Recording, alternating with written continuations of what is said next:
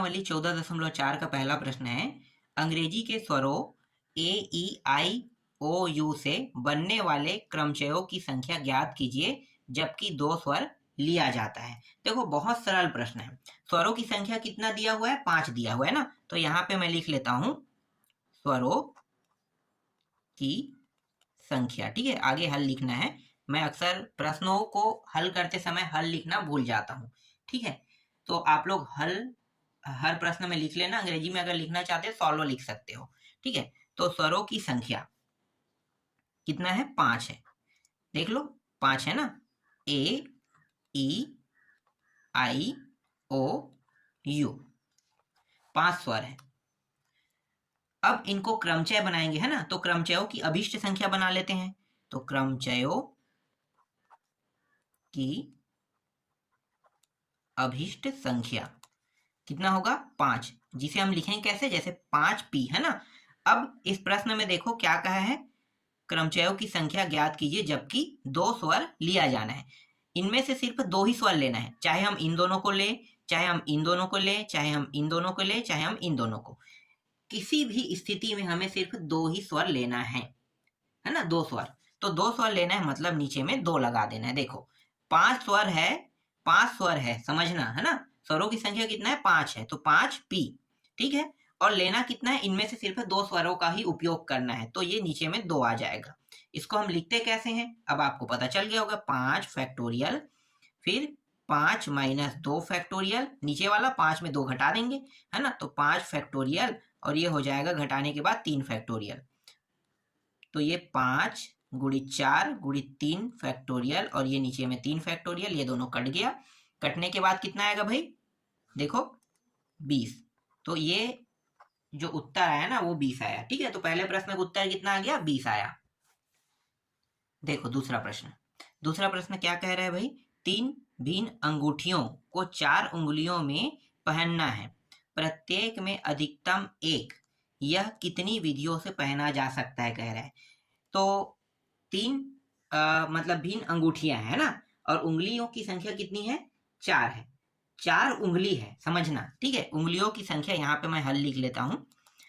यहाँ पे पहले लिखो उंगलियों की संख्या।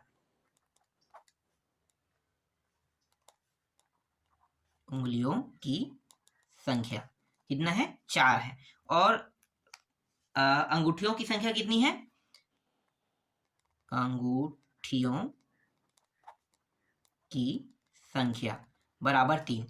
उंगलियों की संख्या 4 है और अंगूठियों की संख्या 3 है। इसका मतलब क्या है?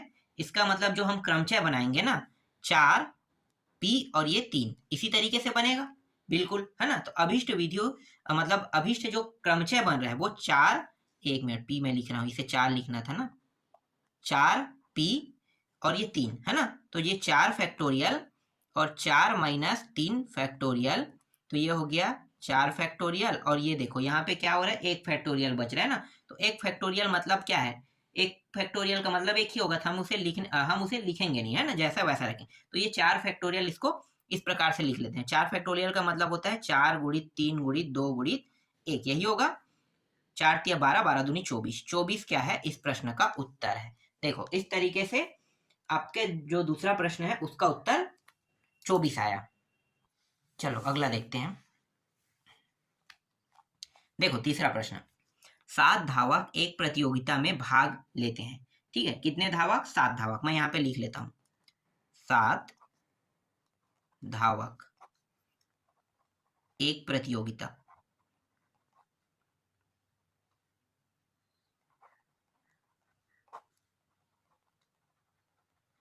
भाग लेते हैं। ठीक है, भाग लेते हैं। कितनी विधियों से प्रथम 3 पुरस्कार जीत सकते हैं, मतलब 3 पुरस्कार जीतने के प्रकार समझो। तो दूसरा यहाँ पे लिख लेता हूं, पुरस्कार प्राप्त करने के प्रकार लिख लेता हूं।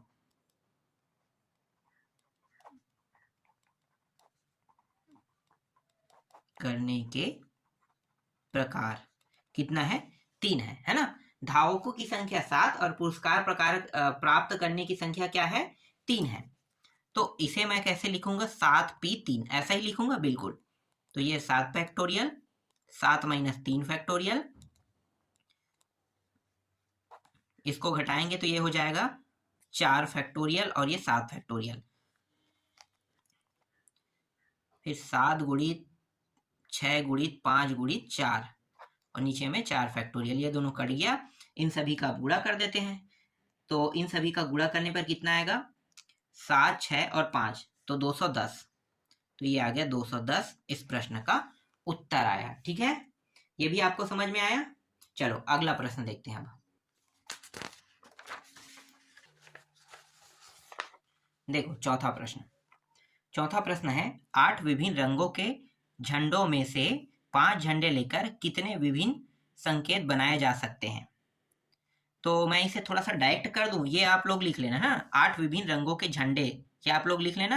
ठीक है, मतलब झंडों की संख्या या फिर 1 मिनट, क्या है, विभिन्न रंगों की झंडे, झंडों के रंग बता सकते हो ना। तो 8 है पहले में, उसके बाद 5 को लेकर क्या करना है, विभिन्न संकेत बनाए जा सकते हैं कह रहे हैं। तो इसका मतलब क्या है कि ये 8 P है और 5 इस तरीके से, है ना।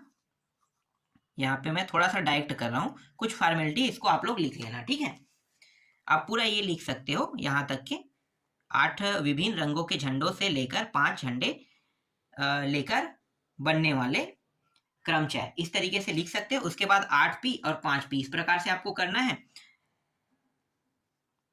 फिर 8 फैक्टोरियल ये रहा और ये 8 माइनस 5 फैक्टोरियल, है ना। तो ये 8 फैक्टोरियल और इन दोनों को हल करेंगे तो 3 फैक्टोरियल हो जाएगा।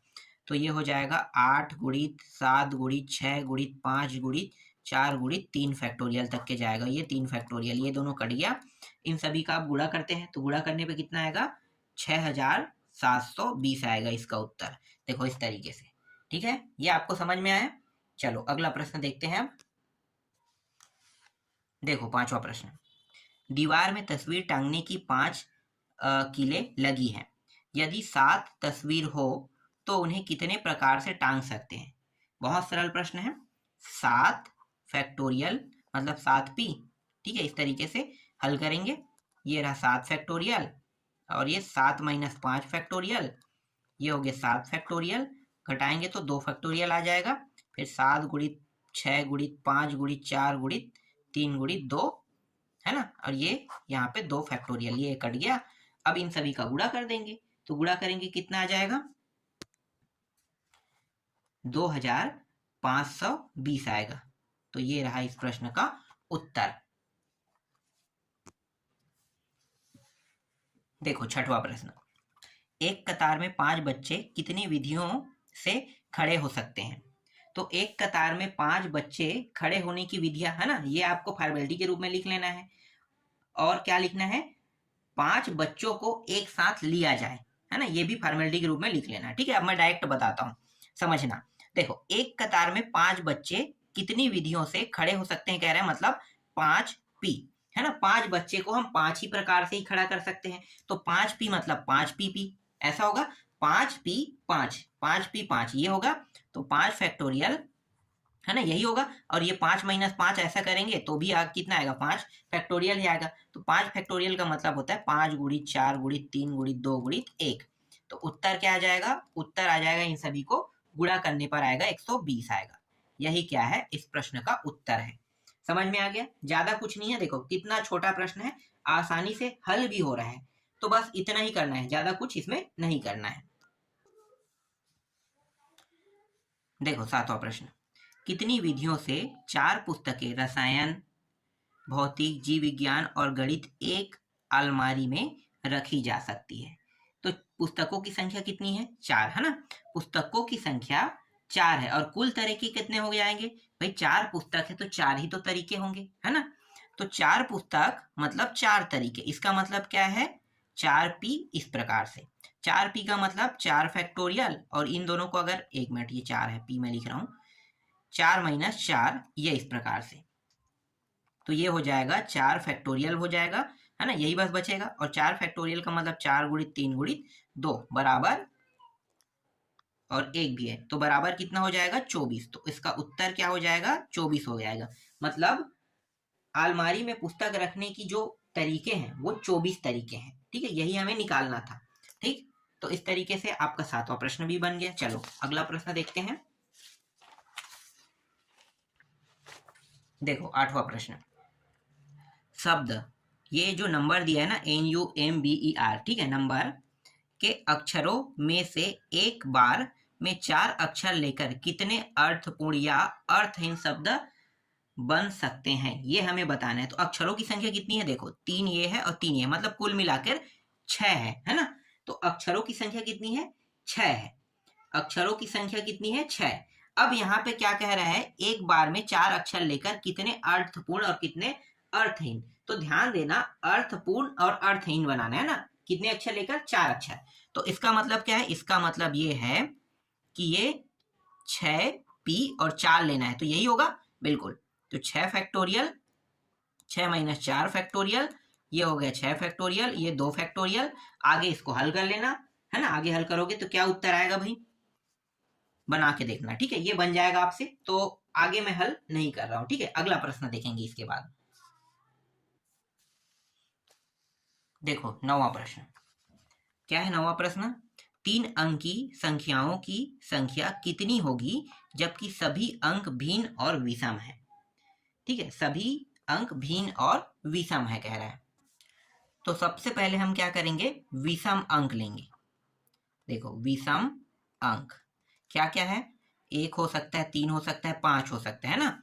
और 3 अंक की संख्या हमें ज्ञात करना है। तो आगे और हम कुछ स्थानों तक ले सकते हैं, जैसे कि देखो विषम, क्या यहाँ पे भिन्न और विषम, तो दो दो संख्या और जोड़ सकते हैं। तो मान लो 7 और 1 9 हो गया, इस प्रकार से 5 हो गया है ना। एक हमने भिन्न को माना और एक हमने विषम को मान के 2 अंक हमने पीछे में जोड़ दिया। इस प्रकार से कितने हो गए, 7 हो गया समझो, ठीक है, 5 हो गया समझो, ठीक है, ये 5 हो गया। तो विषम संख्या मतलब विषम अंकों की कुल संख्या कितना है, 5 है। तो यहाँ पे मैं 5 लिख लेता हूँ, ठीक है। कुल संख्या कितना हो गया, 5 हो गया, समझ में आया, ठीक है। अब इस प्रश्न में हमें निकालना क्या है, 3 अंक की संख्या कितनी होगी कह रहा है ना। तो यहाँ पे लिखो 3 अंकीय संख्याओं की अभीष्ट संख्या, ठीक, अभीष्ट संख्या। तो यहाँ पे मैं क्या करूंगा, 5p और 3 ले लूंगा, ठीक है। अब आगे इसको बना लोगे है ना, 5 फैक्टोरियल, 5 माइनस 3 फैक्टोरियल। अब आगे हल करके देखना, आगे आपसे बन जाएगा। सबसे मेन जो टॉपिक होता है, किसी प्रश्न को एक हल के लेवल तक के ढालना, अगर हम वहां तक कर लेते हैं तो आसानी से वो प्रश्न क्या हो सकता है, हल हो सकता है ना। तो ये अब आसानी से हल हो जाएगा, ठीक। चलो अगला प्रश्न देखते हैं। इसके बाद 10वां प्रश्न देखो, शब्द दिया है दिल्ली, दिल्ली के अक्षरों से बनने वाले क्रमचयों की संख्या ज्ञात कीजिए, अक्षरों की पुनरावृत्ति की अनुमति नहीं है कह रहा है। देखो अक्षरों की कुल संख्या क्या है, 5 है, तो मतलब P5 लिख दो है ना, 5p हो गया। अब अक्षरों के संख्याओं की पुनरावृत्ति हमें नहीं करना है, मतलब इन्हीं अक्षरों का हम 5 बार उपयोग कर सकते हैं। तो 5 यहाँ पे 5p 5 हो जाएगा, तो 5 फैक्टोरियल और यहाँ पे 5 माइनस 5 फैक्टोरियल, यही होगा। तो 5 फैक्टोरियल, अब आगे हल करोगे कितना आ जाएगा, 120 आएगा है ना। इसका उत्तर आ जाएगा 120। 5 फैक्टोरियल को 5 गुणी 4 गुणी 3 गुणी 1 के रूप में ढाल लेना, ठीक है। इस तरीके से आपका 10वां प्रश्न भी बन गया, ठीक। चलो 11वां प्रश्न देखते हैं। देखो 11वां प्रश्न, शब्द दिया है, ट्राइएंगल दिया है कि अक्षरों से बनने वाले क्रमचयों की संख्या ज्ञात कीजिए, अक्षरों की पुनरावृत्ति की अनुमति नहीं है। तो अभी आपको पता चल गया, और जैसे हमने 10वां को बनाया वैसा ही कितने, 1 2 3 4 5 6 7 8, 8p और 8, बस। आगे अब आगे हल कर लोगे है ना। तो आगे अब बना के देखना, ठीक है, कितना उत्तर आएगा आपको पता चल जाएगा बनाने पर, ठीक। अगला प्रश्न देखो अब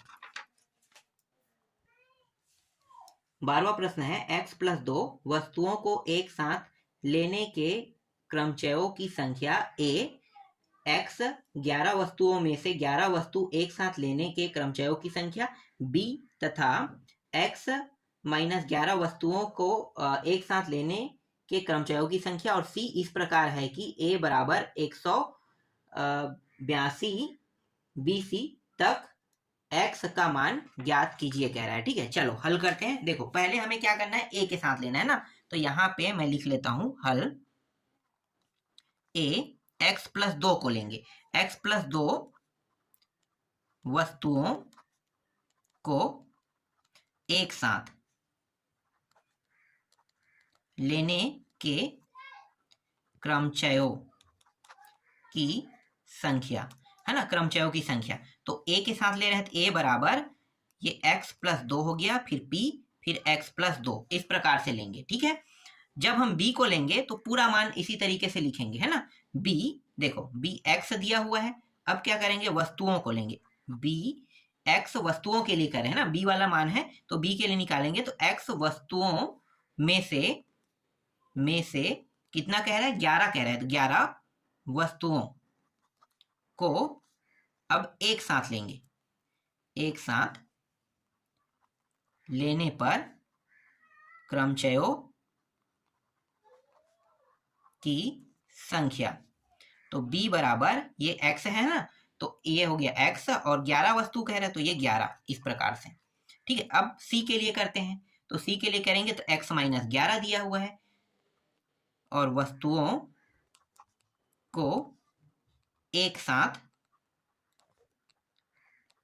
लेने पर क्रमचयों की संख्या, तो c बराबर ये हो गया x माइनस 11, यहाँ पे कुछ और नंबर तो नहीं दिया, तो p x माइनस 11, है ना, इस प्रकार से आएगा।